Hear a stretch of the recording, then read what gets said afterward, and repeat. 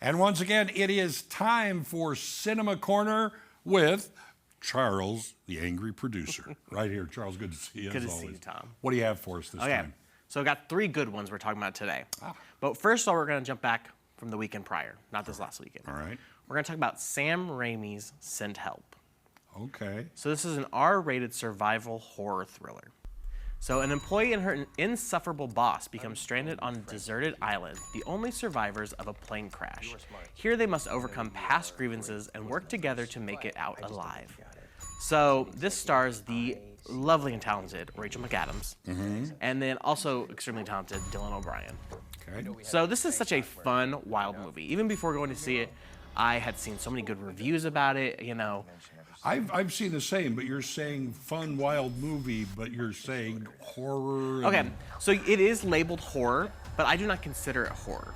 It's not like boo, scary horror, you know? It's not a shock kind of thing. No. Okay. And honestly, you're going to laugh a lot more than you expect. I would say it's a survival comedy thriller. All right. Almost. Okay.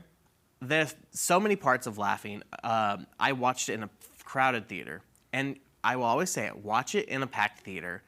Hearing everybody's oohs, ahs, the gasps throughout some points, it just makes it so much more enjoyable. Yes, what it does. Absolutely.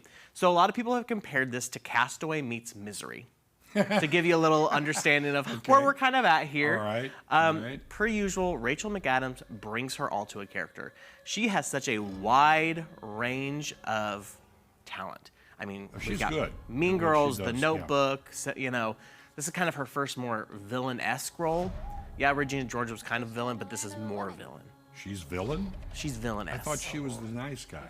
You know, Oh, you could be okay. both. All right. You could be both. All right. You know. Okay. Also, Dylan O'Brien. This is kind of his first main, main role. He's been a lot of supporting shows and movies and everything, but he plays such a good, scummy, self-entitled, misogynistic CEO. Like you just hate him. You're like, you deserve everything you're getting. Okay. It's a lot of fun. A lot of fun. Now, per usual with Sam Raimi, there are some really cool, unique shots and edits throughout the film. He's good at what he does. Yeah, and so it helps it stand out there. And I mean, the sets were gorgeous. They used practical, gory effects as well. Oh, it wasn't CGI? No, it wasn't CGI. There might be some sprinkled in, but for the most I'm part, sure. like at one point, Dylan O'Brien's character eats a bug, and I saw online how they made that like cockroach out of what they made it out of and everything. Yeah. So it's like, it's just so cool, all the practical effects that go into it. Okay. You know. Okay. Worldwide, in the 2 weeks, it's made $73.8 million on a budget of $40 million. So it's almost doubled, and I gave it a 4.5 out of 5. Yeah, you don't hand those out too often. Not too often. No, so I mean, okay. we're starting off really strong So this this year. is a go-to-see movie. Absolutely. Okay. See it in theaters. All right. And okay, another good one to see in theaters that came out this weekend.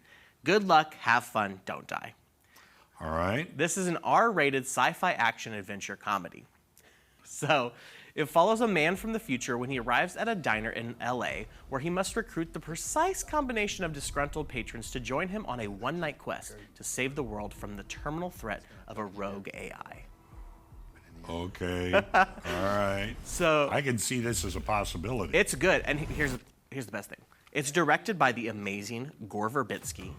You might recognize him. He directed the first 3 Pirates of the Caribbean movies, The Ring, Rango, my personal favorite, Mouse Hunt with Nathan Lane. Oh, okay. That was a good flick. Loved Mouse Hunt, Yeah. yes. And this is his first movie in 9 years. His last movie was in 2016's A Cure for Wellness. Really? Yep. So he's back and Came back out, and he's doing well at he's it. doing well. Okay. All right. Great cast. Sam Rockwell, Juno Temple, Haley Lou Richardson, Zazie Beetz, Michael Pena. A great cast right there. Yeah. So Those are great. Okay. yeah, and Rockwell, he's the man from the future. He plays such a good, crazy, eccentric character. He pulls it off so well. You could believe him. Is Pena kind of crazy too? No, he's not really too crazy. He goes all different Yeah, he ways. does. He's a lot of fun yeah, to watch. He is really fun, but he's a more subdued character in this one, I would Okay. say. You know. All right. So it's kind of an important and timely movie because of the messages about AI and kind of becoming too reliant on it in this day and age.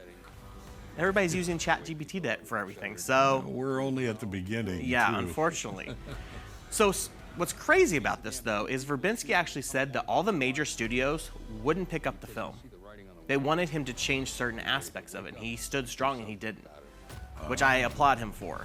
Sure. So in the long run, it came out to Briarcliff Entertainment, who became the distributor. They do a lot of good distributing as well. They Okay. pick up a lot of smaller, I would almost call this indie.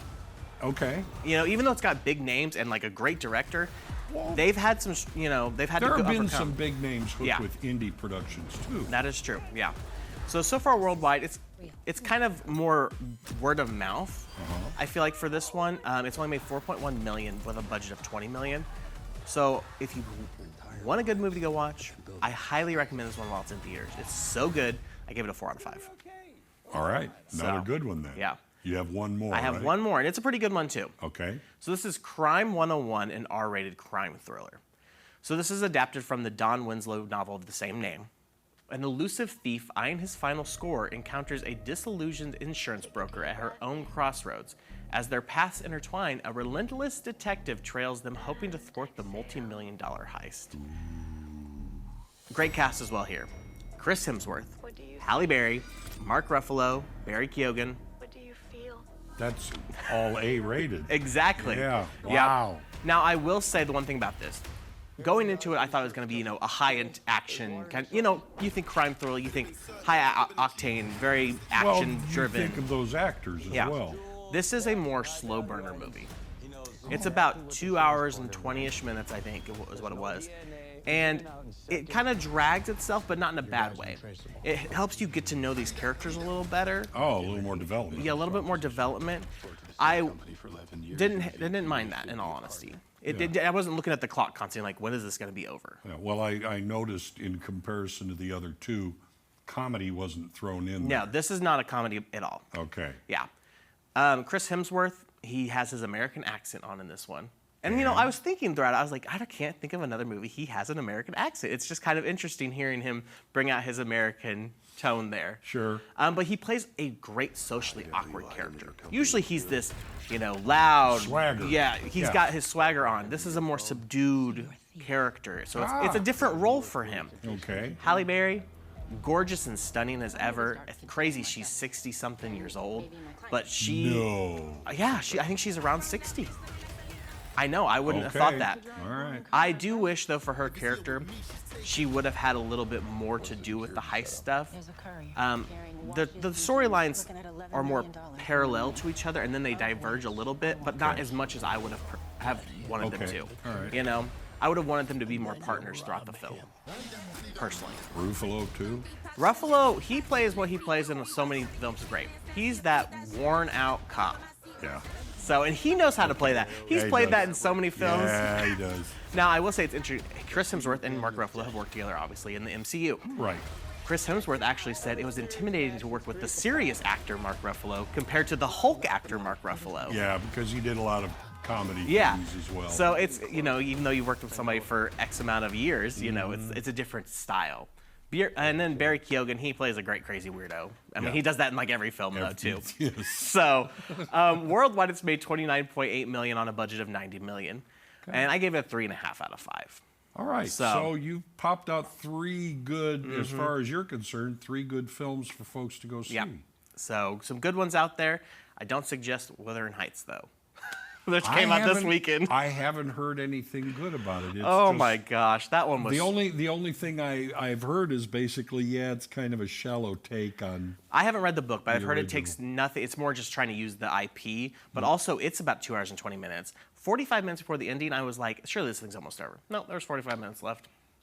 Well, So- you have time to finish your popcorn. Right. So I don't recommend that one. But moving on to what comes out this weekend, Yeah. we have How to Make a Killing with Glenn Powell. This one looks to be like a fun one. Okay. Then you have I Can Only Imagine 2, and then Psycho Killer coming out. Now for streaming this week, on Wednesday, we have Rental Family on hitting Hulu with Brendan Fraser. Okay. And that's a good one. It's very cute. I highly recommend watching that one. Brendan Fraser's really punching back in. Yeah, like it. I love him. I like it. I wish him only success. Yeah, So that's what we've got so far this week. that's a lot. It is. All right. So you heard it all here on Cinema Corner. And of course, producer Charles and I will be back next week with more.